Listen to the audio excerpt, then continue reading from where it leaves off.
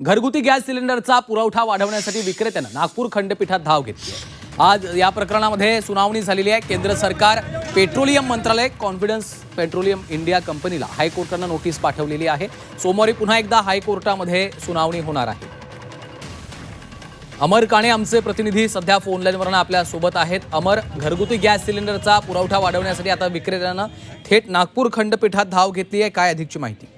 खरं तर हे संपूर्ण प्रकरण आपण समजून घेतलं पाहिजे की जे 6 डिस्ट्रीब्युटर जे होते कॉन्फिडन्स ग्रुपचे, त्यांनी ही संपूर्ण याचिका टाकली होती आणि याबाबत ही संपूर्ण नोटीस आता नागपूर खंडपीठाने बजावलेली आहे। आणि यामध्ये खंडपीठाने नागपूर म्हणजे केंद्र सरकार, पेट्रोलियम मिनिस्ट्री आणि कॉन्फिडन्स ग्रुप यांनाही सगळी नोटीस बजावली आहे। आणि एलपीजीचा जो पुरवठा होतो तो घरगुती एलपीजी धारकांना जास्ती व्हावा अशी त्यांची मागणी होती आणि निर्यात याबाबत पूर्णपणे कमी करून घरगुती गॅस सिलेंडर विक्रेत्यांना याबाबत जास्ती पुरवठा व्हावा अशी या मागणी या याचिकेतून करण्यात आली आहे। आणि आता ही खंडपीठाने नोटीस बजावली आहे आणि पुढील सुनावणी सोमवारी होणार आहे या प्रकरणाची।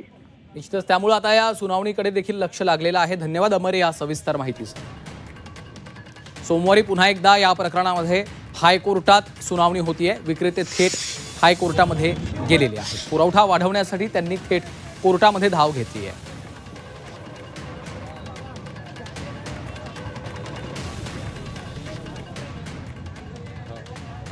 सिलेंडरचा तुटवडा निर्माण झालेला आहे। विक्रेते थेट हायकोर्टात गेलेले आहेत। केंद्र सरकार आणि पेट्रोलियम मंत्रालयाला नोटीस पाठवण्यात आलेली आहे। या प्रकरणामध्ये आता पुन्हा एकदा सोमवारी हायकोर्टामध्ये सुनावणी पार पडणार आहे। या सुनावणीकडे आता लक्ष लागले आहे।